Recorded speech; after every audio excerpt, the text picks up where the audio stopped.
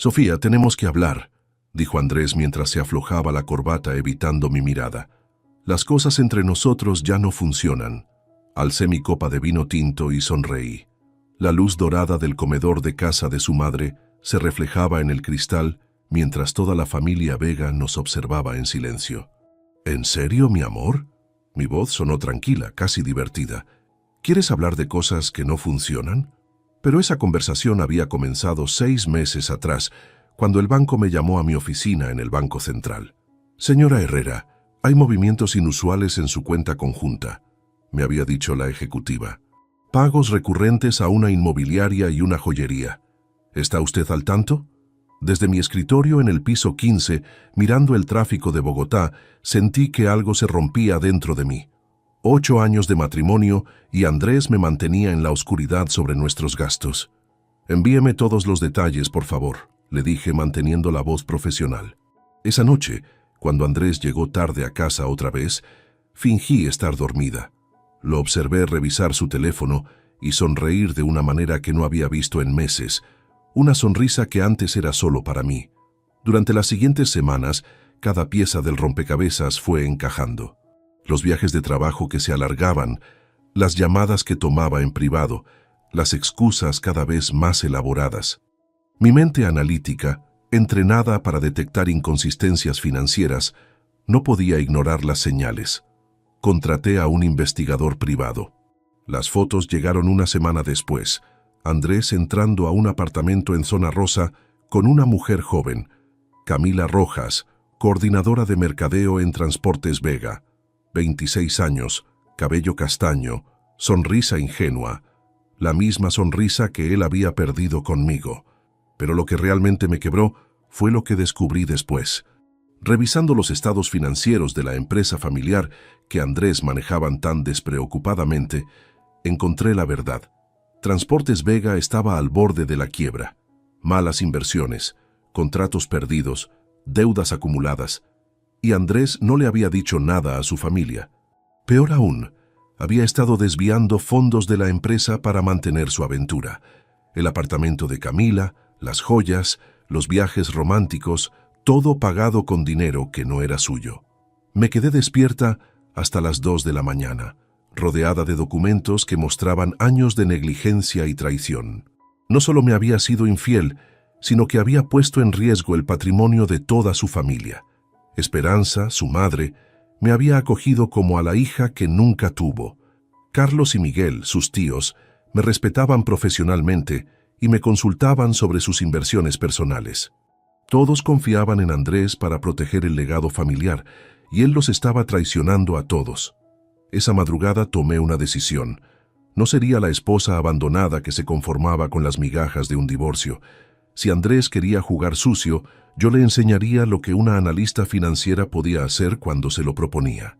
Al día siguiente llamé a Roberto Silva, mi antiguo jefe que ahora manejaba un fondo de inversión.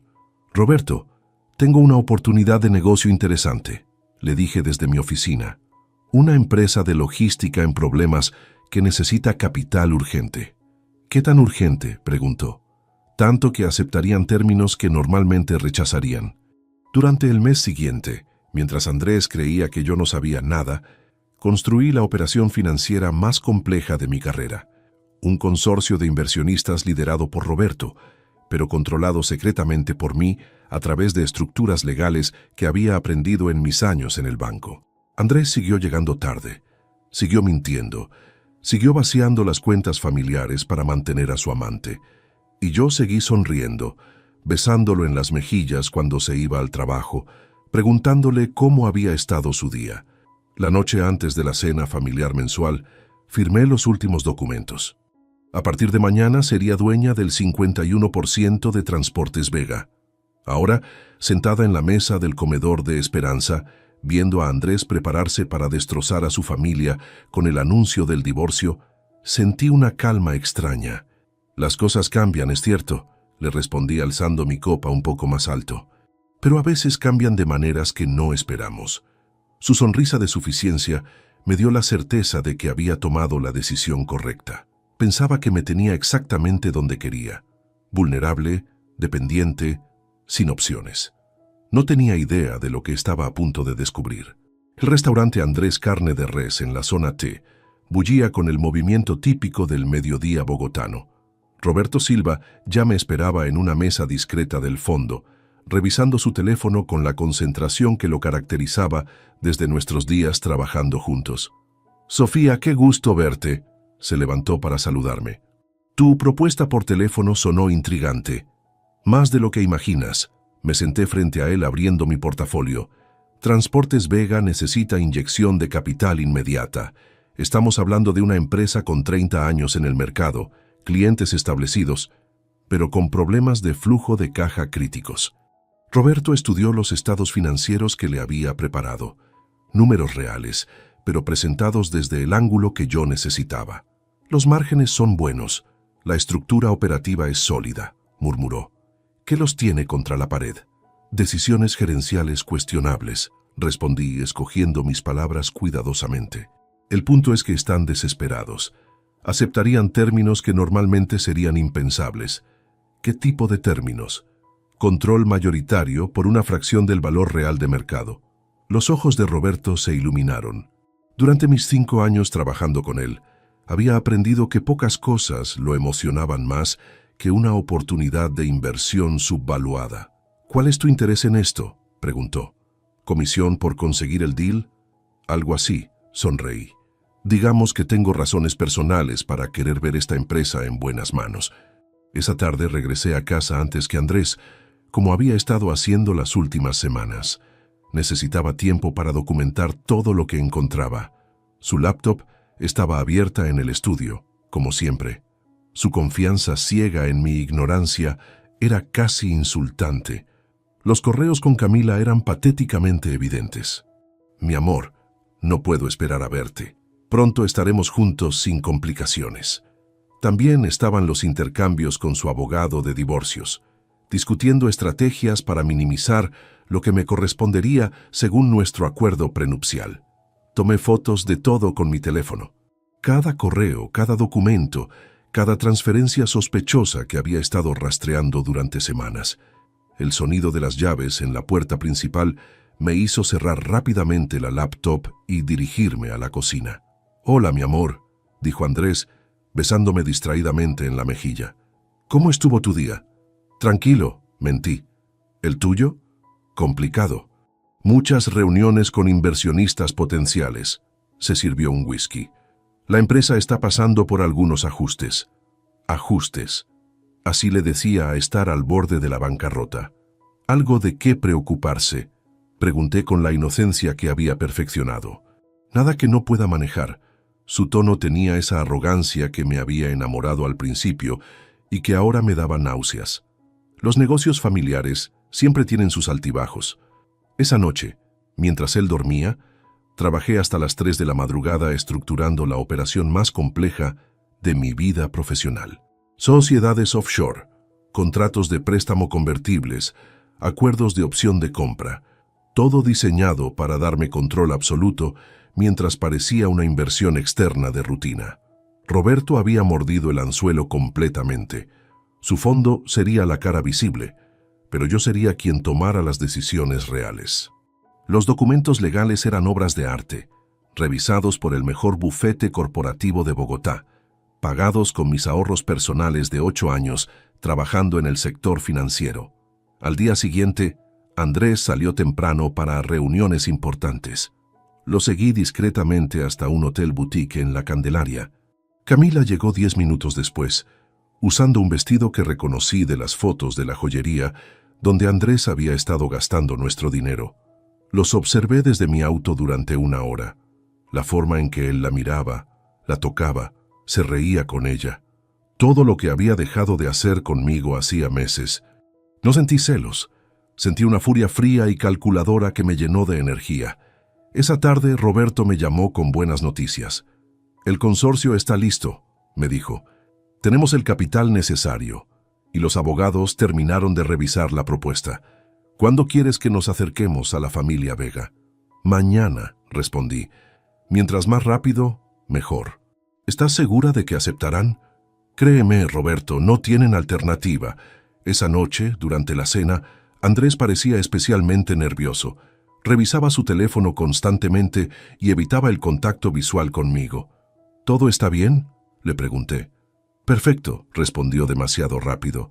Solo que he estado pensando mucho últimamente. Sobre nosotros, sobre nuestro futuro. Ahí estaba.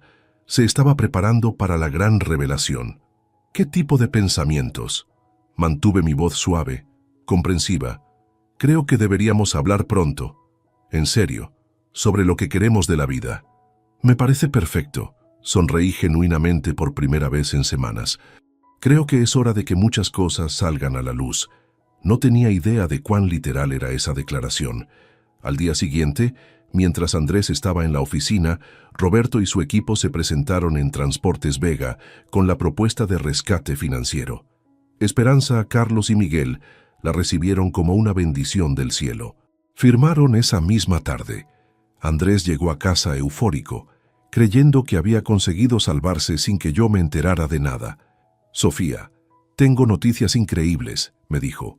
Conseguimos inversionistas para la empresa. Todo va a estar bien. Qué maravilloso, mi amor, le respondí. No sabes cuánto me alegra escuchar eso. Y era verdad. Me alegraba profundamente, porque significaba que mi plan había funcionado a la perfección. Faltaban exactamente 24 horas para la cena familiar mensual. La casa de Esperanza en la Candelaria siempre me había parecido un refugio. Sus paredes coloniales amarillas, el patio interior lleno de geranios rojos y el aroma constante a chocolate santafereño que flotaba desde la cocina. 8 años de cenas familiares mensuales habían hecho de este lugar mi segundo hogar, pero esta noche se sentía diferente.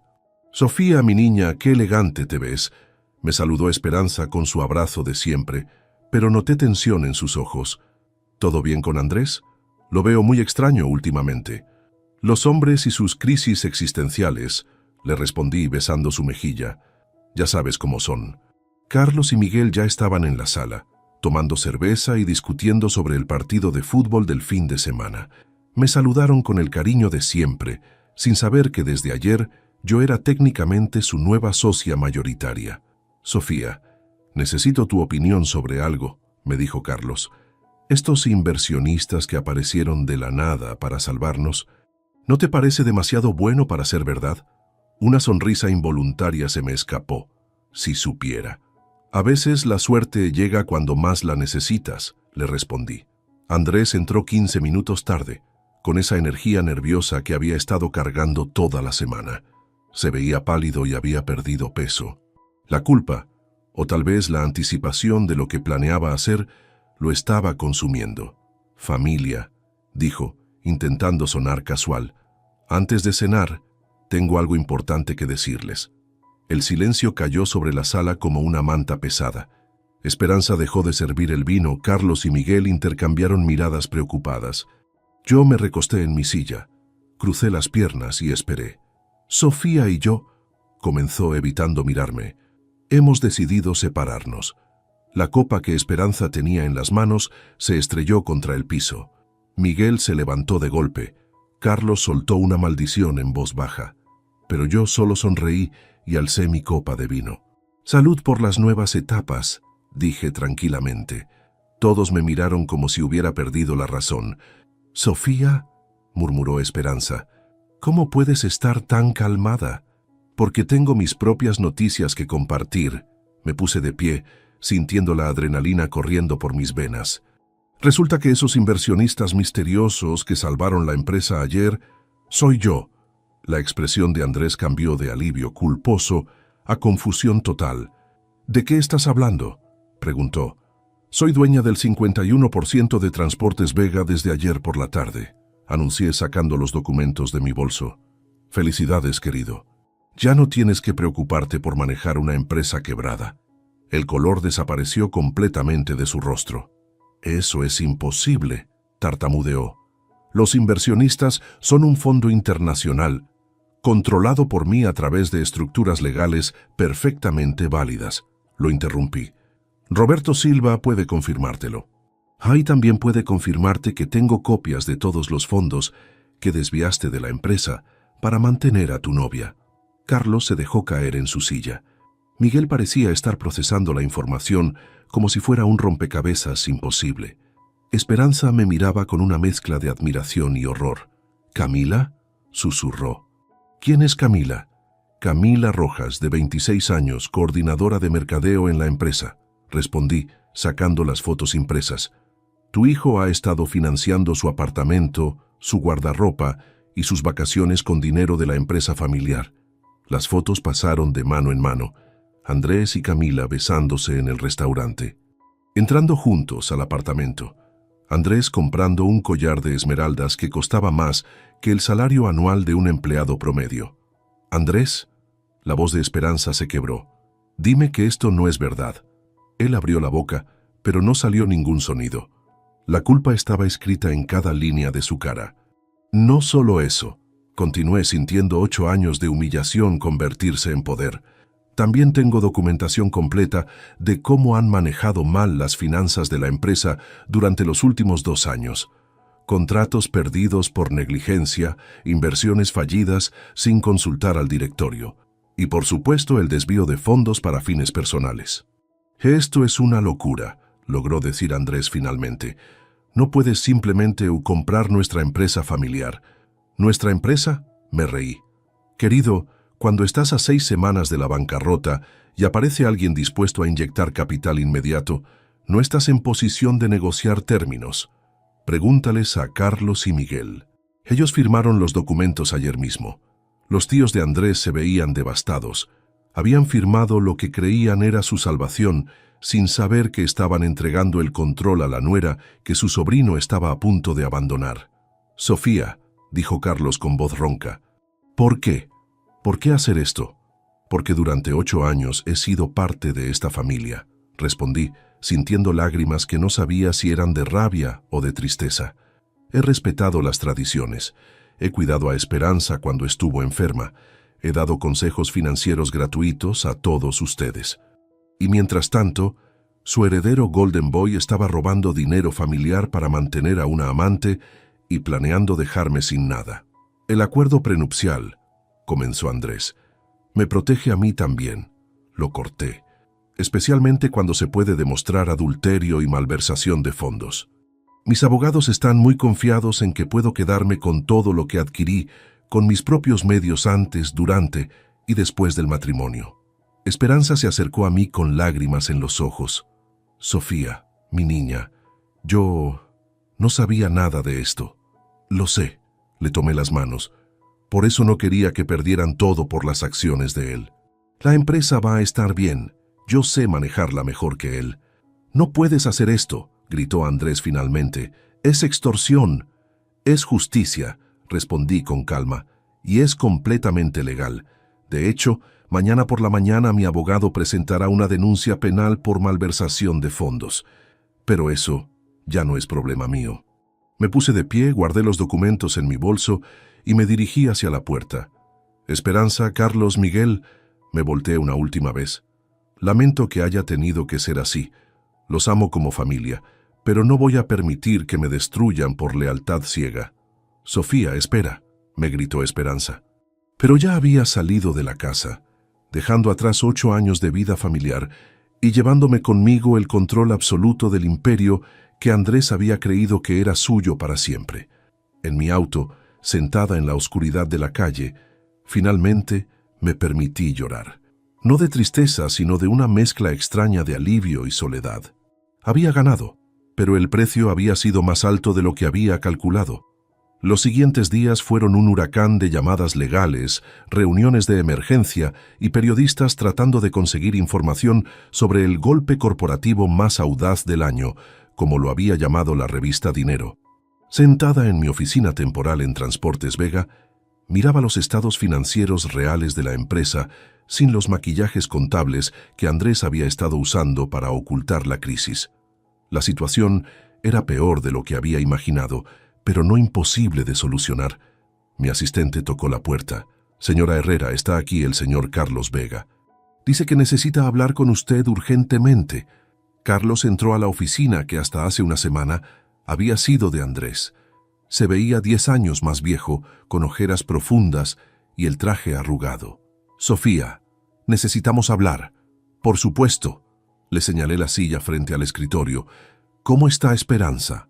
Destrozada. Se sentó pesadamente. No ha salido de su cuarto desde la cena. Miguel está furioso, conmigo, contigo, con Andrés. Dice que deberíamos haberte visto venir. ¿Y tú qué piensas? Carlos se quedó en silencio durante un momento largo. Pienso que mi sobrino es un idiota, dijo finalmente.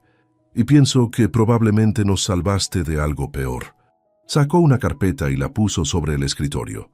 Estos son los contratos que Andrés perdió en los últimos 6 meses por negligencia.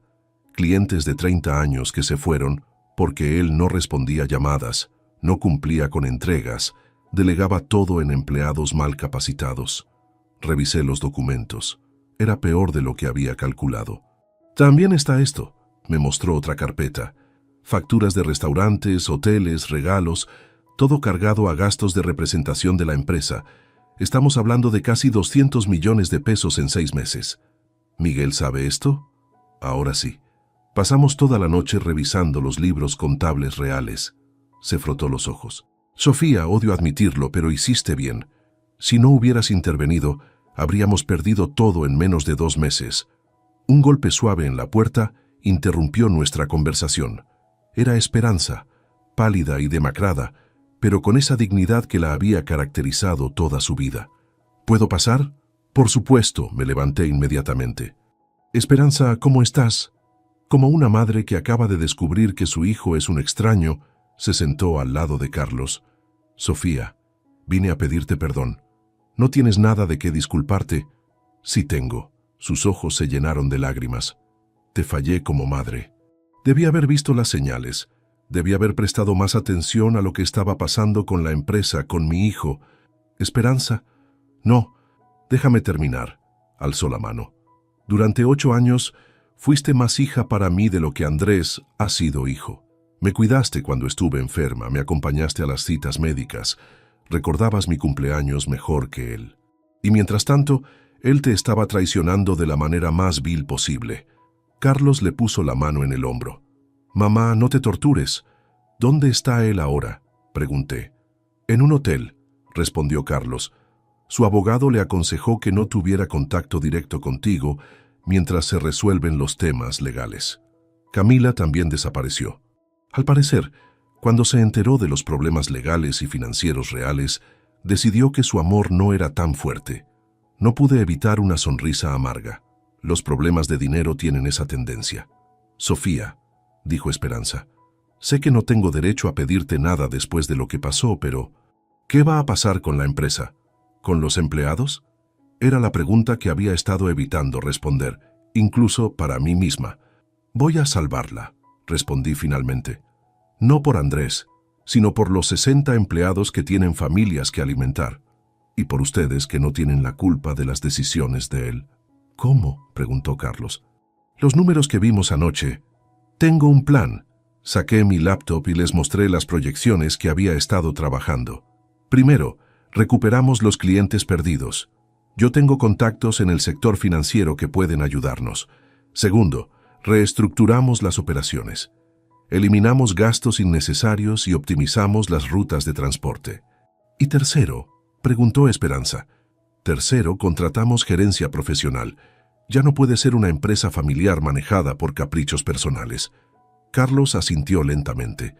Tiene sentido, pero va a ser difícil. Muchos empleados te ven como la villana que echó al hijo pródigo. Que piensen lo que quieran, respondí. Los resultados hablarán por sí solos.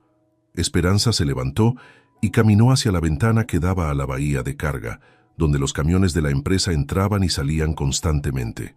Mi esposo construyó esto desde cero, dijo suavemente. Trabajó 16 horas al día durante 30 años para dejarle algo sólido a su hijo. Y en 2 años, Andrés casi lo destruye todo. Se volteó hacia mí. ¿Sabes qué es lo más triste? Que tú entiendes mejor que él lo que significa este lugar. Esperanza. No, es verdad. Tú ves los números, pero también ves las familias detrás de cada empleado. Andrés solo veía una fuente de dinero para financiar su crisis de mediana edad. Mi teléfono sonó. Era mi abogado. Disculpen, contesté. ¿Qué pasó, doctor? Sofía, tengo noticias. Andrés aceptó declararse culpable de malversación a cambio de una condena reducida y la obligación de restituir los fondos. ¿Cuánto tiempo?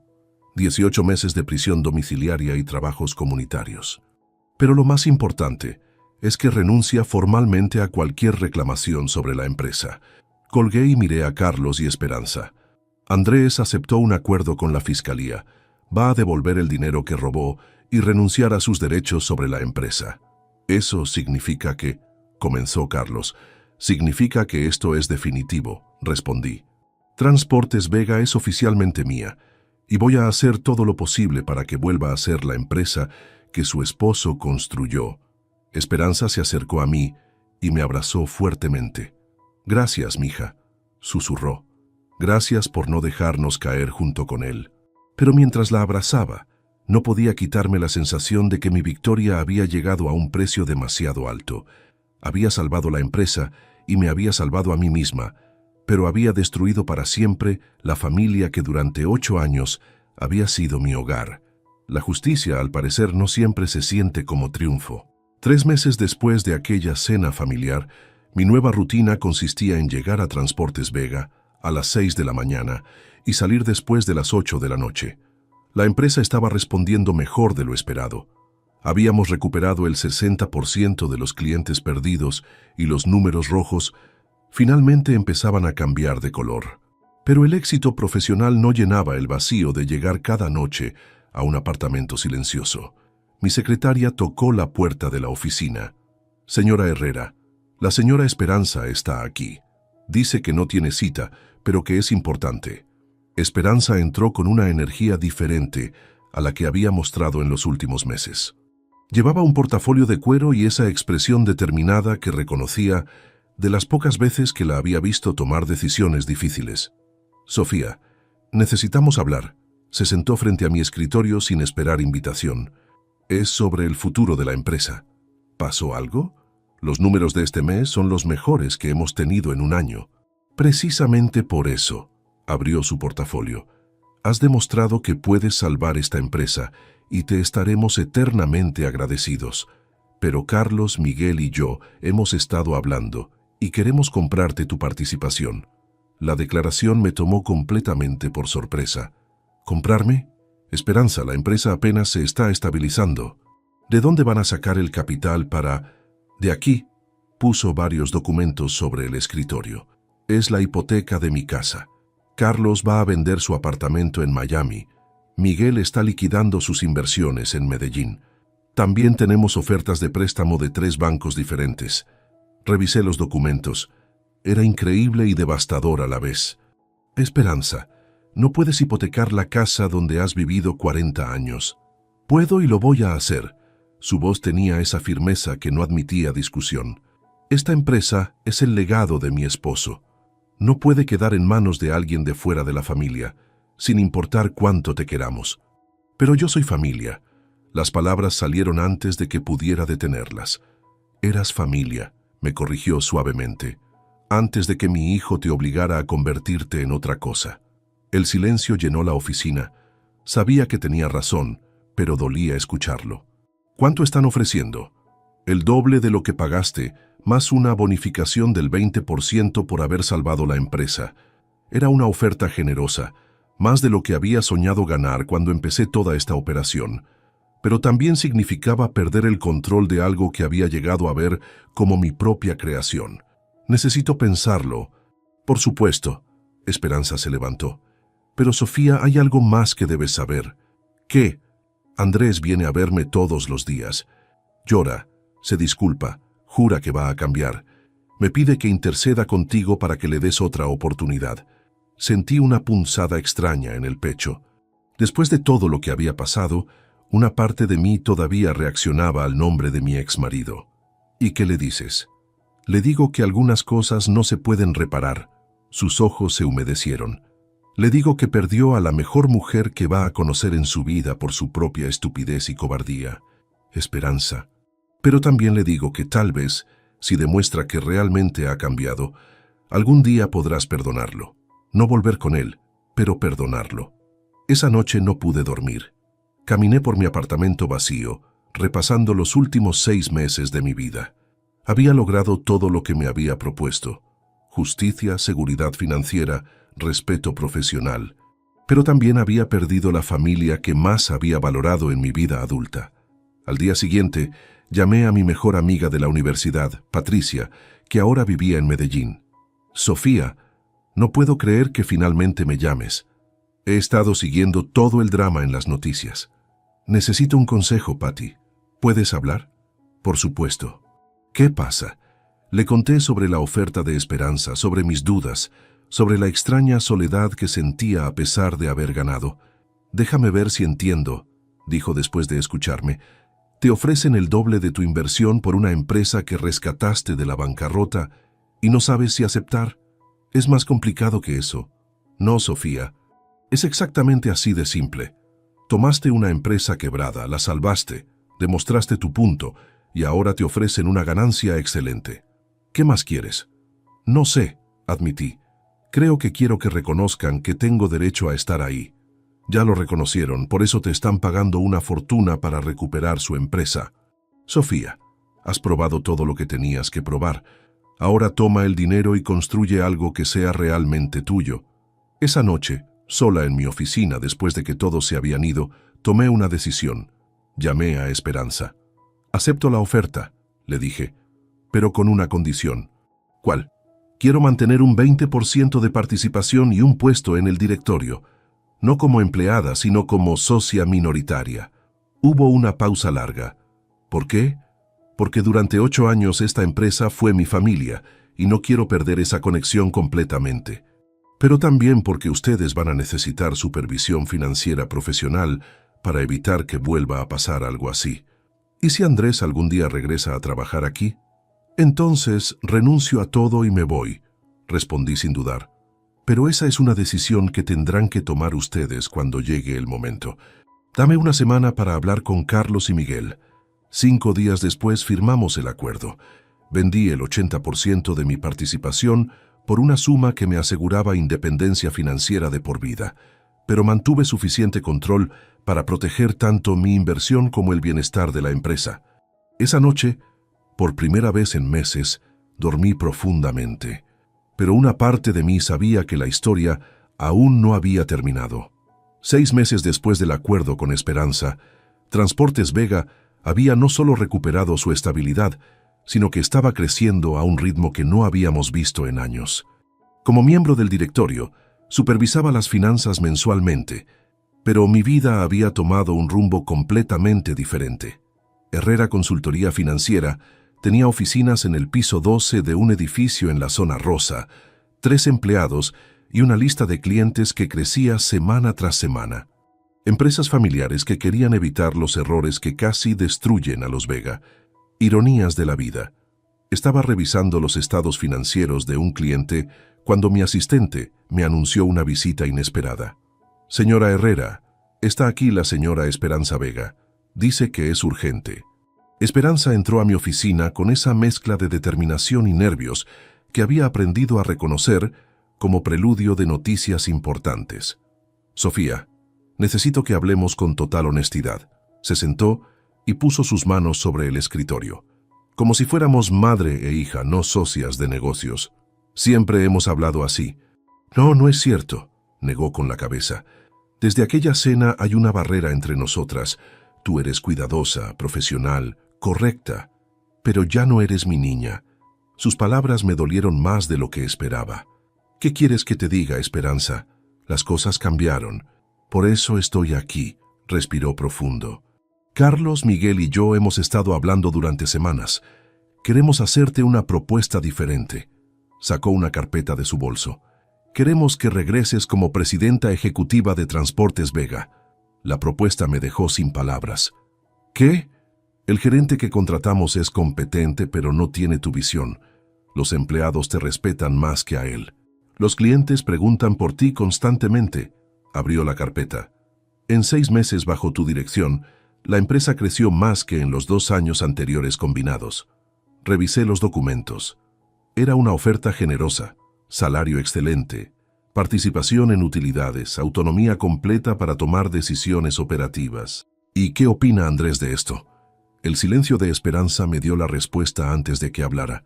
Andrés no va a regresar a la empresa, dijo finalmente. Nunca. ¿Por qué? Porque durante estos meses he visto quién es realmente mi hijo. Su voz se quebró ligeramente. Ha venido a pedirme dinero 4 veces. No para necesidades básicas, sino para mantener el estilo de vida al que se acostumbró. Cuando le dije que no, me gritó. Me dijo que era una mala madre, que prefería a una extraña antes que a su propio hijo. Esperanza. La última vez que vino me pidió que hipotecara la casa para darle capital y montar su propio negocio. Las lágrimas comenzaron a rodar por sus mejillas. Le dije que ya había hipotecado la casa para comprar tu participación en la empresa. ¿Sabes qué me respondió? Negué con la cabeza. Me dijo que había sido una estúpida, que debería haberle dado el dinero a él en lugar de dárselo a la mujer que lo había destruido. Sentí una mezcla de rabia y tristeza.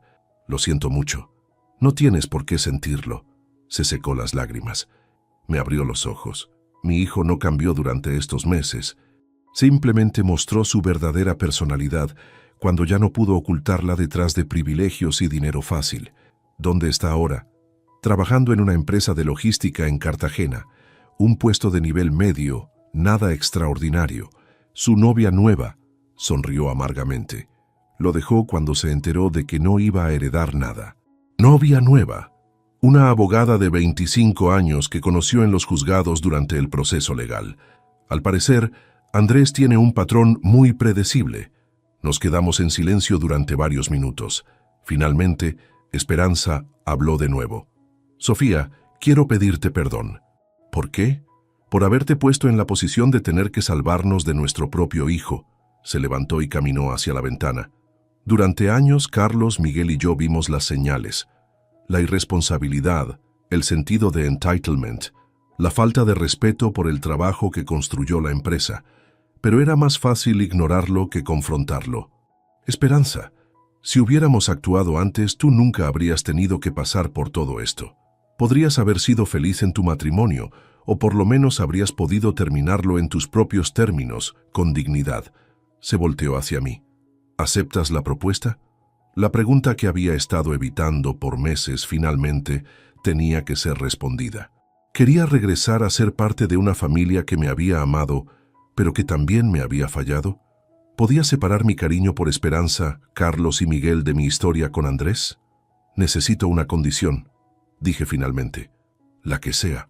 Si algún día Andrés quiere regresar, se discute en directorio completo, incluyéndome a mí. No se toma ninguna decisión emocional o familiar sin considerar el impacto en la empresa. Acepto, respondió inmediatamente. Pero Sofía, quiero que sepas algo más. ¿Qué? Si Andrés algún día regresa siendo la clase de hombre que debería haber sido desde el principio, yo misma lo voy a poner a trabajar bajo tus órdenes, para que aprenda lo que significa ganarse el respeto en lugar de recibirlo por derecho de nacimiento. Por primera vez en meses, sonreí genuinamente. En ese caso, acepto. Esperanza se acercó y me abrazó fuertemente. Bienvenida a casa, mija. Pero mientras la abrazaba sabía que esta nueva versión de casa sería diferente. Más honesta, más complicada, pero tal vez más sólida. Había aprendido que el amor familiar sin límites puede ser tan destructivo como la ausencia de amor. Y por primera vez desde aquella cena fatídica, sentí que tal vez había encontrado un equilibrio entre justicia y perdón. La victoria ya no se sentía vacía, se sentía como un nuevo comienzo. 2 años habían pasado desde aquella cena familiar que cambió nuestras vidas para siempre. Estaba en mi oficina de presidenta ejecutiva de Transportes Vega, revisando los números del mejor trimestre en la historia de la empresa, cuando mi asistente me avisó que tenía una llamada inesperada. Señora Herrera, es el señor Andrés Vega. Dice que quiere hablar con usted. Mi primera reacción fue colgar, pero algo me detuvo. En 2 años no habíamos hablado ni una sola vez. Pásemelo. ¿Sofía? Su voz sonaba diferente, más madura, sin esa arrogancia que recordaba. Andrés, ¿qué necesitas? Primero, pedirte perdón. Sé que no significa nada después de todo lo que pasó, pero necesitaba decírtelo. Ya lo sabía, respondí con calma. ¿Algo más? Quería que supieras que, Admiro lo que hiciste, lo que has logrado con la empresa, cómo cuidaste a mi familia cuando yo los abandoné. No los abandonaste, Andrés, los traicionaste. Hay una diferencia, un silencio largo. Tienes razón, admitió. ¿Crees que algún día podrás perdonarme? Ya te perdoné, respondí sorprendiéndome a mí misma. Pero perdonar no significa olvidar, ni significa que las cosas puedan volver a ser como antes. Lo entiendo. Sofía, hay algo más. Mi mamá me contó sobre la quinceañera de la hija de Carlos. ¿Vas a ir? Sí, voy a ir. Yo también estaré ahí. Será la primera vez que regrese a Bogotá desde todo lo que pasó. ¿Y me estás avisando para que pueda evitarte? Te estoy avisando porque no quiero que te sientas incómoda. Si prefieres que no vaya... Andrés, lo interrumpí. Es la familia de tu prima.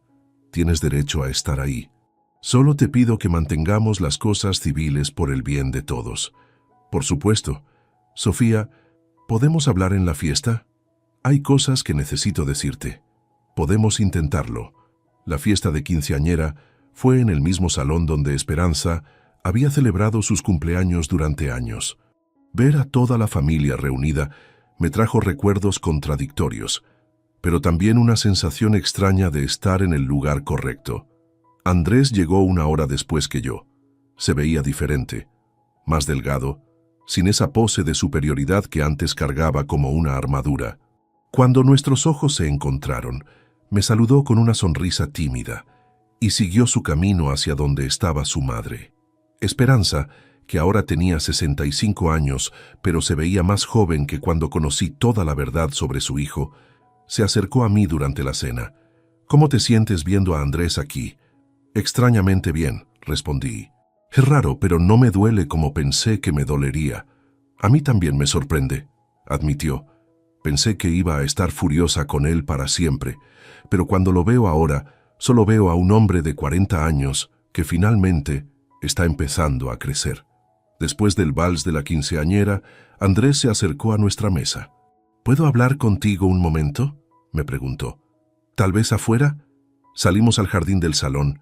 La noche bogotana estaba fría pero clara. Sofía, estos 2 años han sido los más difíciles de mi vida, comenzó, pero también los más necesarios. ¿Qué quieres decir? Que por primera vez en mis 40 años he tenido que valerme por mí mismo. Sin el dinero de la familia, sin contactos, sin privilegios, he tenido que demostrar que valgo algo por mis propios méritos. ¿Y qué has descubierto? Que soy mucho más capaz de lo que creía, pero también mucho más débil de lo que pensaba. Se rió amargamente. Que durante años viví como un parásito, alimentándome del trabajo de otros. ¿Por qué me estás contando esto? Porque quiero que sepas que entiendo lo que hice. No solo el adulterio, sino todo lo demás. Te casaste conmigo creyendo que eras mi igual, mi compañera. Pero yo te traté como una empleada que venía incluida en el paquete de matrimonio. Sus palabras me sorprendieron por su honestidad. ¿Y ahora qué piensas hacer? Seguir trabajando, seguir aprendiendo. La empresa donde trabajo en Cartagena me ofreció una posición gerencial. Es pequeña, pero es mía por mérito propio. Me alegra saberlo. Sofía, ¿crees que algún día podamos ser amigos? No como antes éramos, sino como 2 personas que se conocen bien y pueden respetarse mutuamente. Lo miré durante un momento largo. El hombre que tenía enfrente era diferente del que había anunciado nuestro divorcio hace 2 años. Había algo en sus ojos que no había visto antes. Humildad genuina. Creo que podemos intentarlo, respondí. Pero va a tomar tiempo. Tengo tiempo, sonrió. Y Sofía, gracias por salvar a mi familia cuando yo no pude. Gracias por ser mejor persona de lo que yo fui.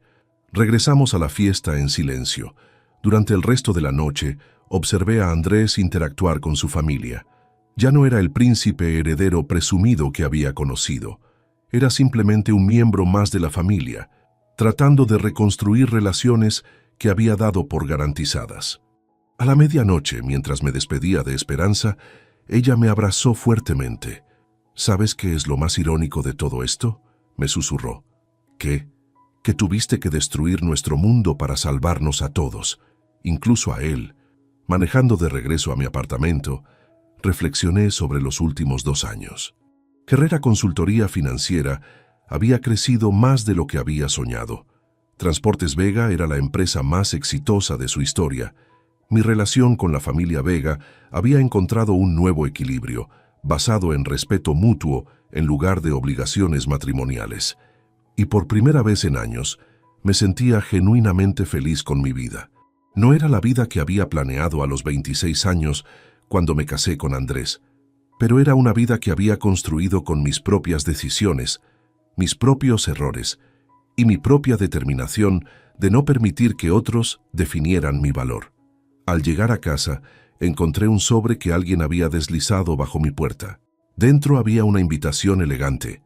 Carlos y Miguel querían organizar una cena para celebrar el segundo aniversario de mi regreso a la presidencia de Transportes Vega. Sonreí mientras leía la nota manuscrita de Esperanza al final. Para celebrar a la mujer que nos enseñó que la familia no se define por la sangre, sino por el compromiso de cuidarnos unos a otros. Guardé la invitación en mi escritorio junto a las fotos de los últimos 2 años, la apertura de mi consultora, los premios que había recibido Transportes Vega, las sonrisas genuinas de una familia que había aprendido a valorar lo que realmente importaba. Habían pasado 2 años desde que alcé mi copa en aquella cena familiar y revelé que tenía el control de la empresa. 2 años desde que cambié para siempre el curso de nuestras vidas. Y finalmente podía decir que había valido la pena.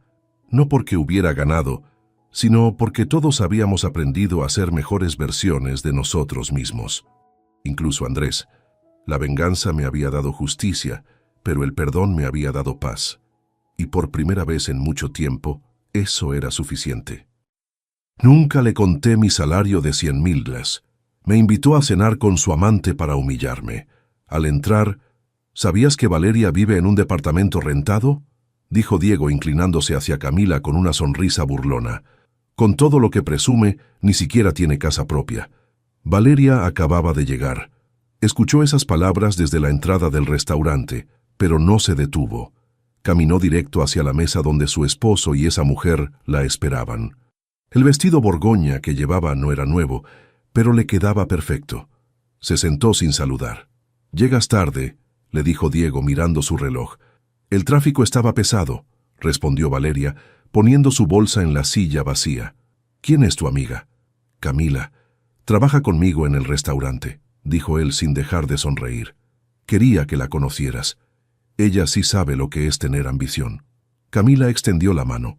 Valeria la estrechó con firmeza, mirándola directo a los ojos.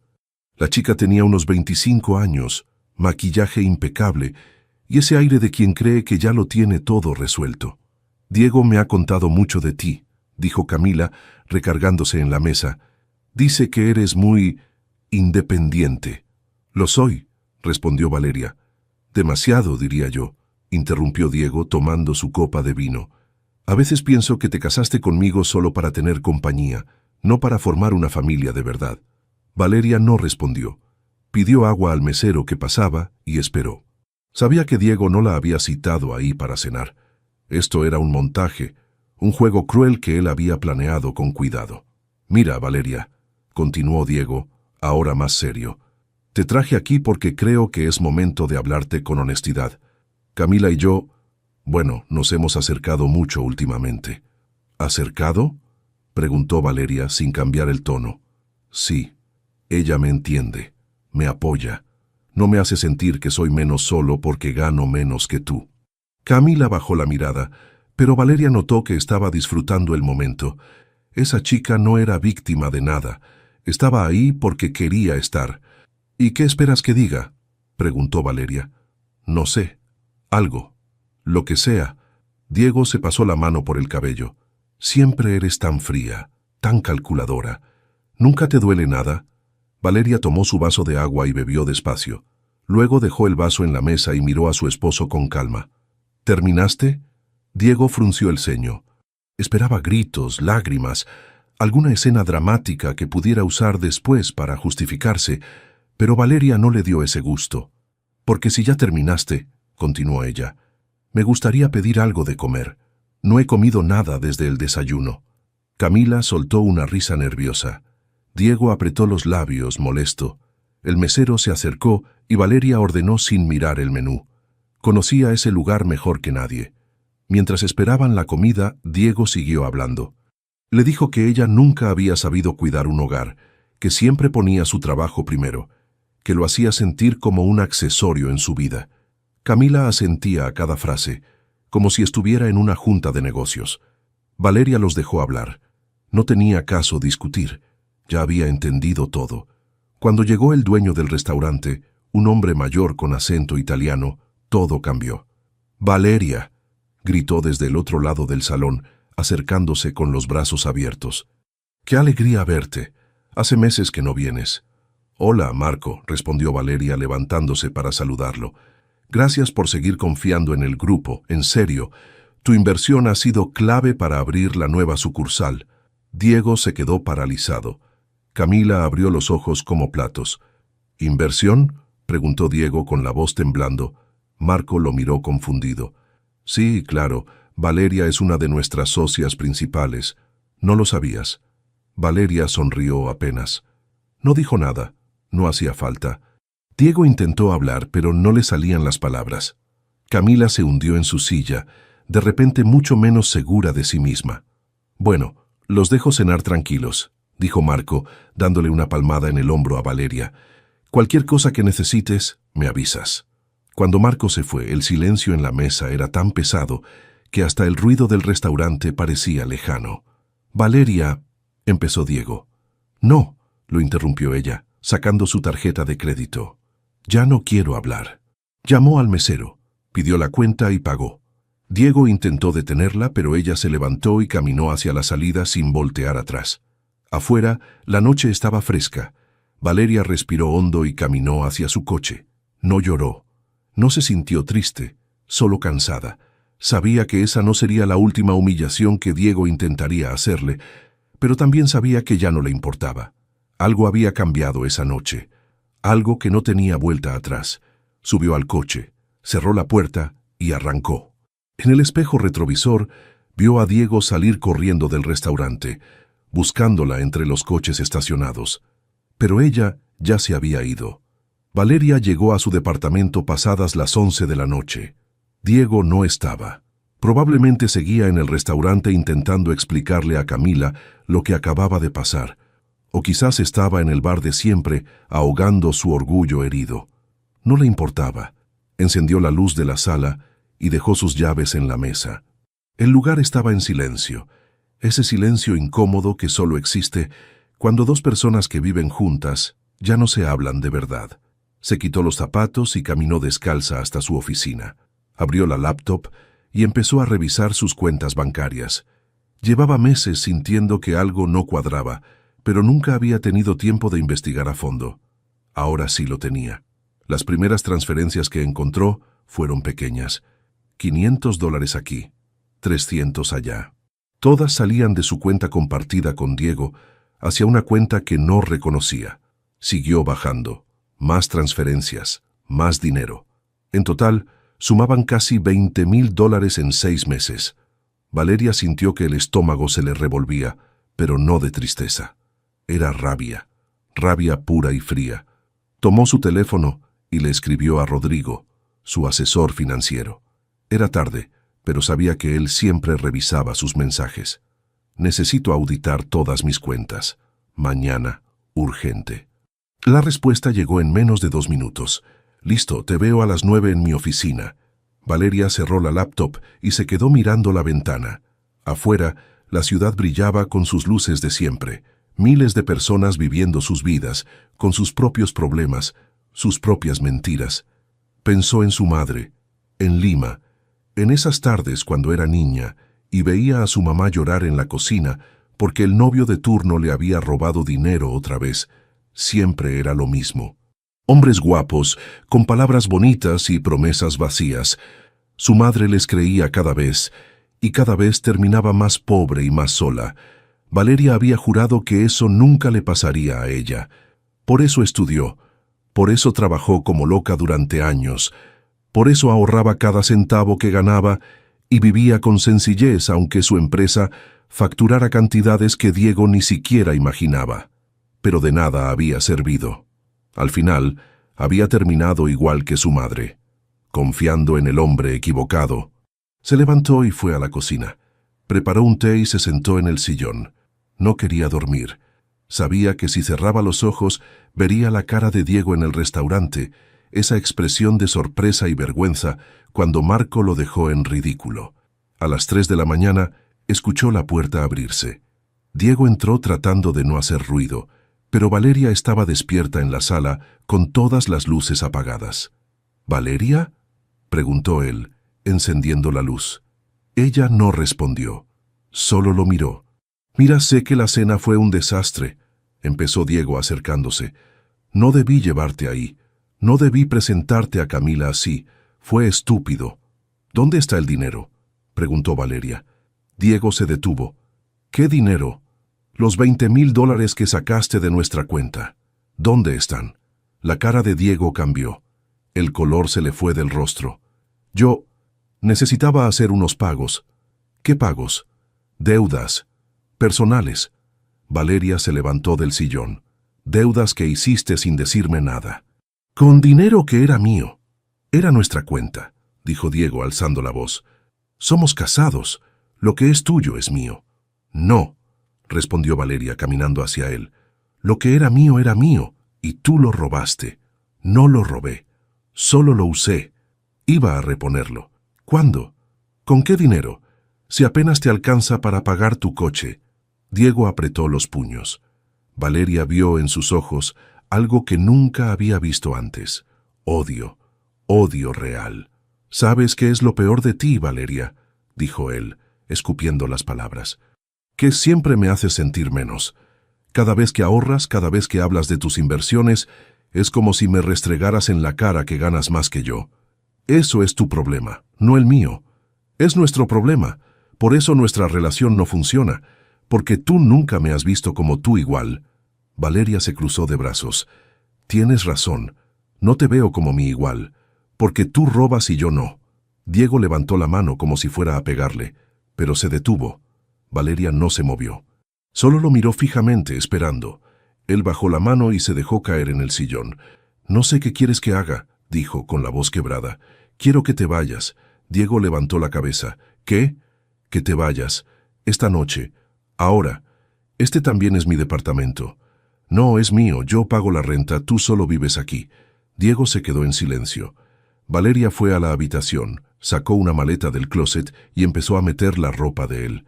«¿Qué haces?», preguntó Diego siguiéndola. «Te estoy ayudando a empacar». «Valeria, por favor, no hagas esto. Podemos arreglarlo».